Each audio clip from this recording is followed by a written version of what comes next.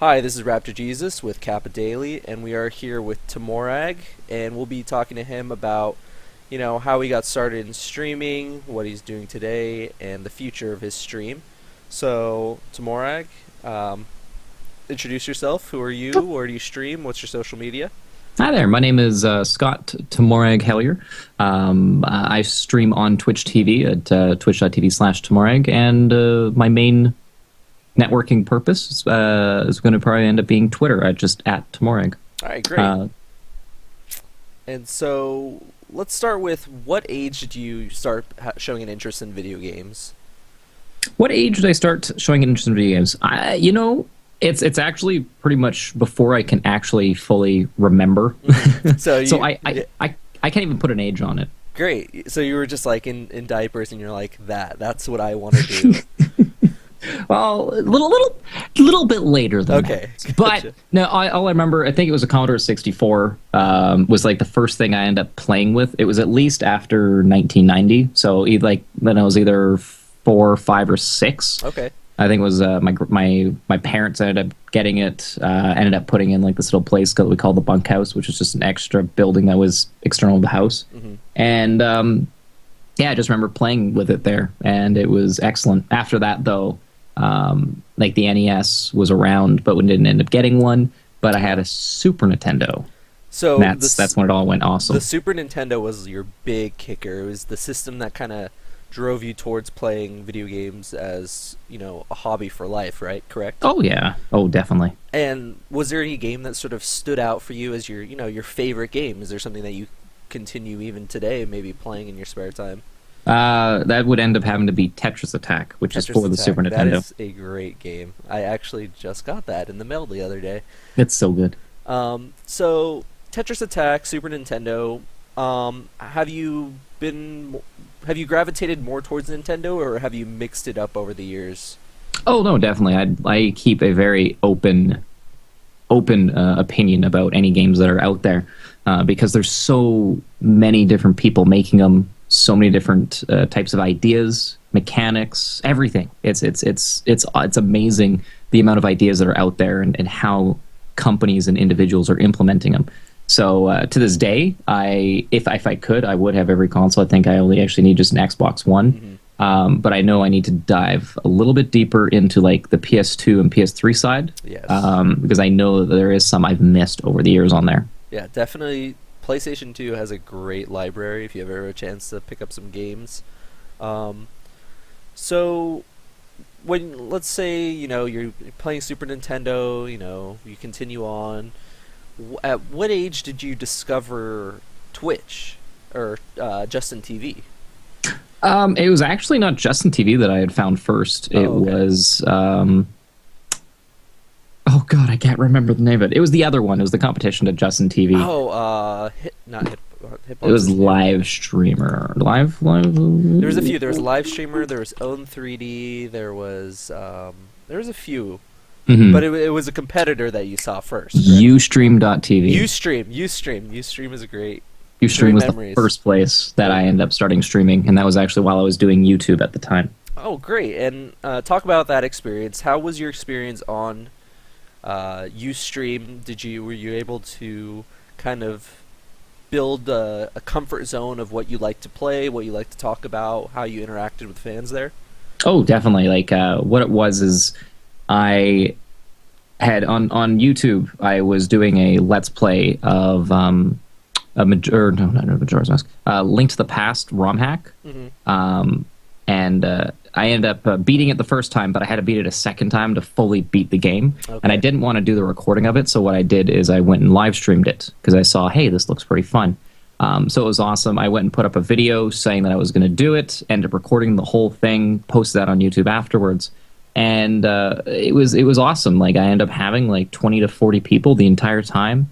Had one of my first kind of mentors come by, and Raukau. Raukau. I was just about to ask, who's the person that you looked up to when you first started streaming? So Raukau was one of those? It was Raukau. He's the one that started me out on YouTube. Okay. So it was interesting. He came by, he stayed around for a bit, watched, and then I ended up beating the game. It was all of, like, I think 13 hours, one of my first streams. Wow. That's amazing. it was awesome. It was so much fun. And then afterwards, I shut it down, and then I did a couple more streams after that, but they got weird. They got really weird. And then I'm like, okay, tech issues, because that was like streaming like almost 6 years ago, 5 years ago Yeah, now. back then you really had the bare bones sort of. You had multiple programs that you were streaming through. Sometimes they'd break, sometimes, sites would update. I remember Ustream actually had their own dedicated. Didn't Ustream have their own dedicated sort of It was a bad Yeah, it program. was a jerry-rigged sort of awful bloatware stream software. We are living in the blessed golden ages of streaming, I'll tell you what. Because if you're brand new to streaming, you should have seen the teeth people had to pull to start live streaming more than 5 years ago. There was no amazing open broadcast software or XSplit to do it for you. Yeah, It it's was it's all about that Flash Media Live encoder. Yes. Oh. Yes, Flash Media encoder. Never want to touch that again. God. I hope they buried that somewhere. Oh, but no, like to get back to the question though, Mhm. it was awesome to communicate with people, and that's when I was hooked on streaming. Great. So, after how long on Ustream did you move over to Twitch? Actually, I was only on Ustream for about maybe 3 weeks, 3 weeks, to like okay. 2 months. 3 weeks to 2 months. I forget. In total, I think there was only like 6 streams. Just Okay. because it was a feat to actually get it working. Right, yeah. Sometimes. Definitely.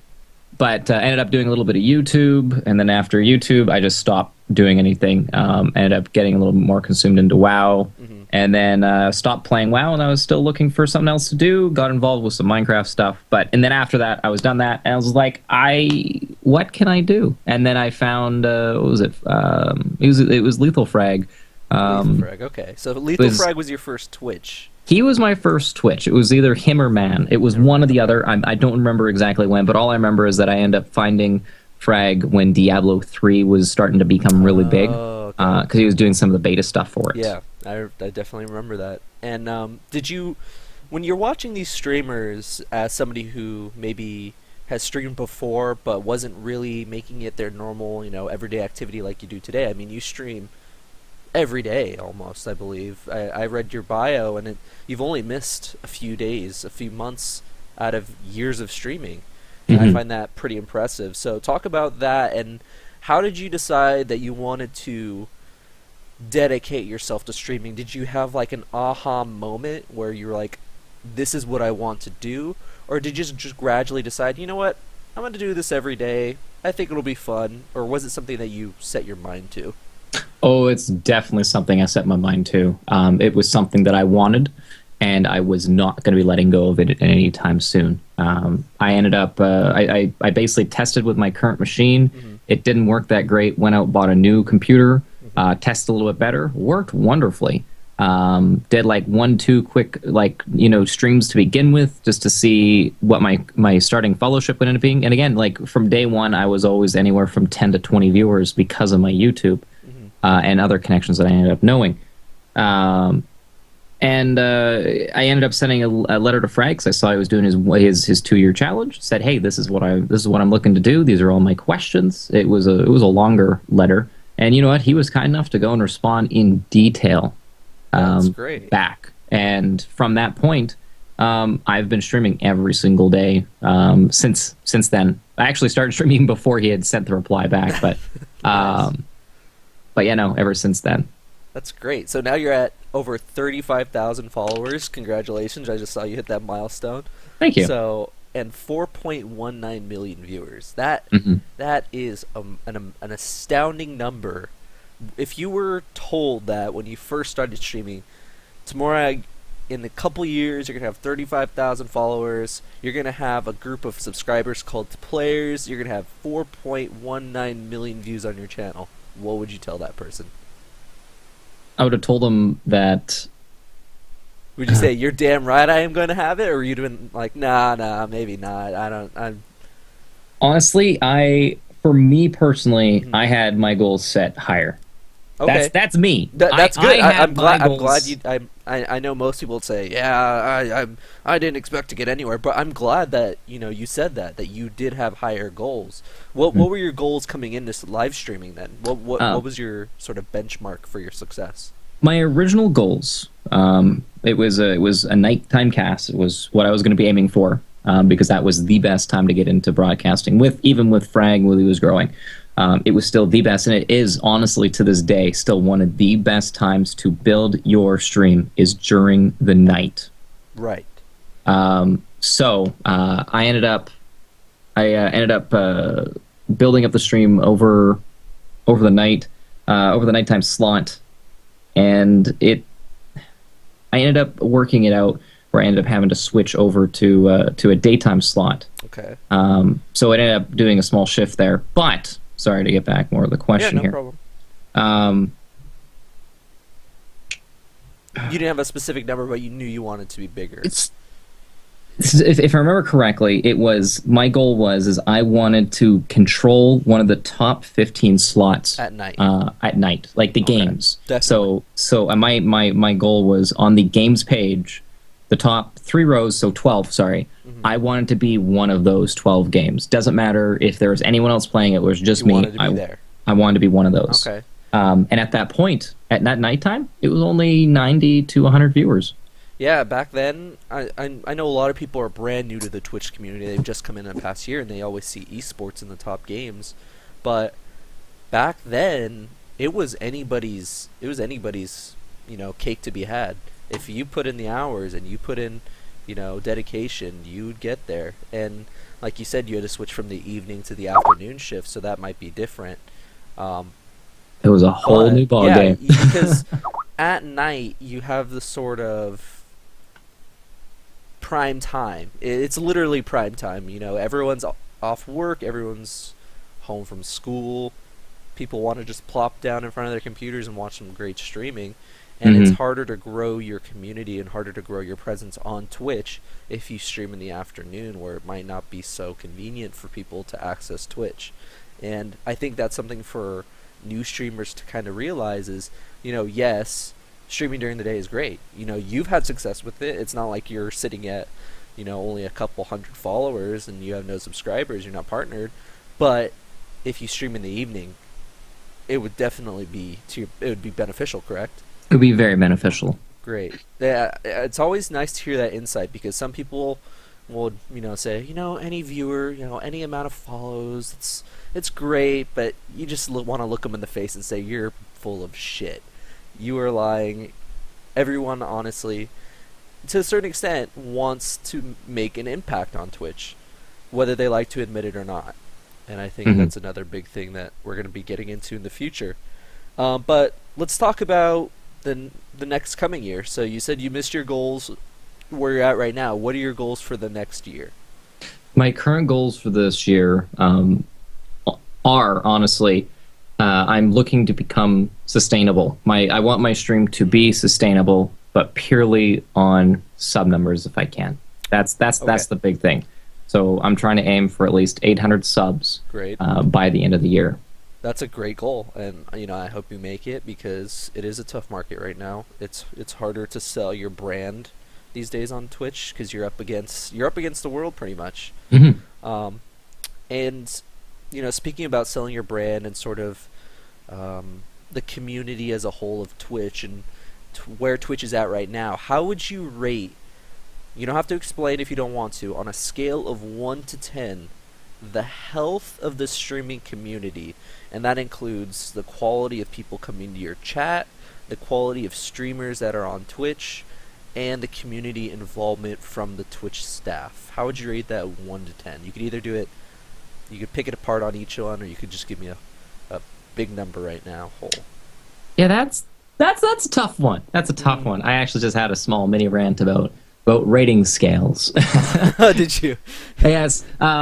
It was because I always find when people are coming to the channel and they're like, "What's this on a scale from 0 to 10? What would you rate this game?" And how skewed right now the rating system is for games. Video game journalism in general is sort of a joke right now, where some website will have their whole site tricked out in Far Cry 4 stuff, and then they'll release a review saying Far Cry 4 10 out of 10 game of the year, and you wonder, gee, I wonder why you rated it a 10 out of 10. Could it be they bought thousands of dollars in advertising on your site? There's that. Yeah. That's a whole different beast. But Yeah. So what I'd rather do is go and have it as a 2-tier scale. okay. At one side of the scale, and again, no, not really numbers, but if you want to separate it up, let's put 0 to 5 on one side and another 0 to 5 on the other side. But instead, what we're rating it from mentally, this is a mental image versus a number image. All right. I'm mentally imagining. You're looking at Twitch healthy, Twitch not healthy, kind of acidic. Okay. I hate to use the So word, like a but kind of pH level, cancerous. like a pH level of Twitch, basically. Yeah. Okay. And so let's delve into that. Okay, so what would be the first one you want to talk So, about? quality of streams on Twitch. Quality of streams. So we have a couple different things right now. Like I know that we have the female debate is a big thing right now That's on definitely a debate, Twitch. yes. We have major esports, especially with CS:GO, has been blowing up. Yes. We have a lot of the niche games like Destiny has been doing really good. Minecraft is still doing amazing. And then we have then we end up having like new releases. We have the FIFA section. We have the Call of Duty, Halo section. Lately, poker too. Poker has also been getting up there too. I know Twitch has been trying to go and push that forward. So quality streams, I'm definitely going to say, is leaning a lot closer to for variety, especially to the higher end. It's very very quality. Good. I honestly I can agree with you there. There's a lot of variety on Twitch right now, and it's really good to see. Now let's move into quality of chat. This is a hot topic because some people like their chat rambunctious. Others would like their chat more tame and talking about, the gameplay. So, in your opinion, where would you put it on the scale? Quality of chat these days. This is completely subjectional. It really is. This is all your opinion, This isn't a surefire, I'm right, you're wrong sort of thing. So quality of chat is absolutely where it should be. Good. There is nothing wrong with it because each room is dedicated and creates its own environment. It's like the same thing as much as I hate to say it, a schoolyard effect. Now, a lot of people take the schoolyard effect as a very negative thing, but you have to look at it as a culture. You have 1 group, 2 group, 3 group, 4 group, and they all do their own separate things. If someone from group B goes over to group A and they don't like it, well, of course not going to. That's the reason why they're in group B. Yeah. They enjoy it there. There's like-minded, common goals, and they feel safe around each other. Yeah, the same thing goes for each chat room that's out there. If you want one that's going to end up being full spam, you know what? Do it. Exactly. It's good. I definitely agree with you there. People will surround themselves with people that they see themselves in. If you go to a channel where everyone is spamming Caparino, Dongarino, please no copy Pastorino, some people are going to feel at home. They're like, this is hilarious. This is where I want to be. Other people would rather be in quieter chats or maybe larger chats but who are more focused on talking about outside events, not talking about the stream, talking about, hey, I just got home from school. Hi, chat. How is everybody doing? Sort of that community feel. So I feel like everyone's, Twitch chat experience is different. And I think that's a great thing right now, and I'm glad you're able to point that out. And how would you rate community involvement with Twitch right now? And I say that in a broad spectrum. I would say more so on how do you feel like Twitch is, do you feel like Twitch is coming to you and saying, hey, TwitchMorag, we love your stream. Could you give us any tips? We love your stream. Anything we could do to help? Are they reaching out to you feel? Is Twitch as a staff reaching out? Yes, as a staff in general, because Twitch isn't going to come burn your house down if you say that they can improve. Fair enough. But do you feel like there's room for improvement there? I would definitely say there is always room for improvement in communication. Communication is never perfect, and there's always going to be ways that you can end up improving on it. I will definitely say that this is on the lower end of the scale for communication, for getting feedback. Now, I know that there are some staff out there that are going to certain streamers to go and say, hey, there's this. What do you think? This is going to be upcoming. Are you going to like it? Now, I can understand why they're only going to some streamers with that information, because they want to kind of keep some of the stuff secret. Because if they went and sent out a message to all partners, because there is a lot of partners now, right, that information is going to get leaked, and there's no way around it. Correct. Which really sucks. So it's this give and take. Like, Are they actually reaching out to everyone for full-on feedback? They have a Google Doc form that you can fill out, but there's really no actual, well, this is what we've done because of this has been said from, Okay, so these people. there's not like specific communication and sort of like blast out saying this is the change we're making. Oh God, no, no. There is no information. Oh, there's no information. Okay. There is no information that is told to partners whatsoever before stuff is Changed. what you would say is in production. In production. Okay, that's a great analysis of the situation, I think. And let's wind down with some fun stuff. What is your little history between me and tehMorag? We met about 2.5 years ago at PAX Prime, and it was when you were did you already start your 365 at that time, or were you just about to start the 365 challenge? I was actually already doing it. You were already doing it. Yeah, you were right in the early stages of it, correct? Mm-hmm. Yep. During that PAX, I had to go back to the house and stream that night. Right. That's right. So, what convention? Because you've been to a few. What convention do you look forward to? Are you going to be looking forward to TwitchCon? You have your site set on PAX again. What convention are you looking for? What's going to be the most fun, you think? I see both conventions as something that's completely different.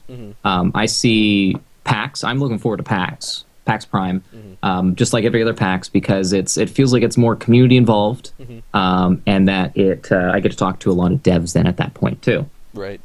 I get to see their product. I get to test it. I get to see all the viewers. Games. That's the best part. Yeah. I am excited for TwitchCon for completely different reasons, because this is going to be Twitch's first convention. Now, what exactly are they going to be doing there? Is it going to be focused more towards the caster side? Yeah, that and is the workshops question. for casters? And you know what? I personally think they should stick to that. Stick to content for streamers, and have kind of side content for people that are there that want to meet the streamers. Gotcha. But have it mostly organized and around actual streamer content. You know, how to have a better stream, how to network, how to go and write up a letter to a dev, how to, here's some artists, maybe go and have an area dedicated to, an area for people that are artists and are looking for work. Man, that would be amazing. They just have a small table section with people can bring in their portfoglios, show off their work. Yeah. That would be so cool. Actually, I'm gonna see if I'm gonna send an email off later. Definitely. I'm glad you got your head buzzing a little bit with some ideas. And there's how to run it. What are Twitch teams? What are they for? Anything little things like that. So I'm more looking for the business and the full community involvement of Twitch and what Twitch is really aiming for with TwitchCon. That sounds great, and I can't wait, because I just have a 45-minute drive up. I know there's a lot of people that are going to be flying in from across the country. You're going to be flying in from. Do you mind where I say what area you live in? Oh yeah, British Columbia. You'll be coming in from British Columbia. We're going to have people from all over the country here. Most of them streamers, and I think it's going to be a great convention. I just hope there's no ball pits, and I just hope there isn't anything. You don't want a ball pit? I don't want a ball pit. You don't want to point and laugh and say, "Ha ha! You're going into the disease pit." Yeah, you know what? The way you put it, I'd be okay with that. But I don't want a ball pit. I don't want any sort of gimmick. Last minute gimmick. Come to TwitchCon and you'll be able to take a picture in the cutout Twitch board head. Come on. It's okay. Front page of Twitch during TwitchCon is it's going to be just sumo suit wrestling matches. Wrestling. That is TwitchCon. Done. There's your feed. Have fun. Enjoy what would your weekend. Instantly sell me? Meet the real Kappa. They bring him back. They say, buddy, you're an international star. We're going to fly you out here. We're going to put you in a 5-star hotel, pay for everything. Oh, that would be All so you have good. to do is meet these people. That would be so good. I would be so pumped if I could meet the real Kappa. That would be amazing. So let's go to another, just a fun thing. Yeah. What would your biggest tip be for would-be streamers, people who are currently watching you now or currently watching other streams? What would you suggest they do to start up? Just stream. Just stream. Okay. Just stream. and don't expect anything from it whatsoever. I've seen so many people start streaming, they quit their job, especially when they hit partnership, and they're like, "I'm done. I'm set for life." No, no, please Keep the grind going, right? do not quit your job. I have seen so many people like lose their houses. Yes. I've seen so many people, have issues with their relationships. Yes. It's bad. Yeah, I've seen a lot of casters having to move onto the Patreon platform because, and Patreon is a double-edged sword. You get the initial money coming in, and all of a sudden everyone starts pulling out. I don't want to name names because I'm not sure if the caster is comfortable with me talking about it specifically, but a caster ended up having, I think, enough money to move across country. And they thought, hey, look, this donation and this Patreon money is going to keep me afloat. Then all of a sudden they had, streaming issues. There were people who pulled their money from Patreon. And now you're in a situation where, shit, I'm halfway across the country. And I don't know where my next paycheck is coming in from. So that's a good tip. People, stick to your day jobs, but keep streaming. Yeah. Yeah, just basically stream because you want to enjoy it. Because if you're not going to be able to enjoy it, you're going to hate it as a job. You're going to hate it. So just stream for fun and just keep doing it. Just keep doing that. Good. When you want to actually make the jump to business, you'll know when that's right. Definitely. I think there are the success stories, but there are also the failure stories that maybe people don't talk about as much, and I'm glad you brought that up. So let's wrap this up. Anyone you'd like to shout out? It could be anyone in the world. Who would you like to shout out? Feel free to just drop names. I would actually like to shout out my team, Main Menu. We've been together now for just over a year. We've had our ups and our downs, and I know that right now we're trying to take it to the next level. There you have it, folks. Main Menu. Go check them out. And thank you so much, TwitchCon, Scott. I really appreciate you coming on our first interview. We hope to have this site up soon, and we are really looking forward to providing content for the community and providing content to casters, big and small. So thank you very much. I really appreciate it. And, no problem. Thank you. To everyone who's watching right now, make sure you subscribe, make sure you follow us on Twitter, and make sure you check out kapadaily.com. My name is Raptor Jesus, and thank you for watching. Have a good day.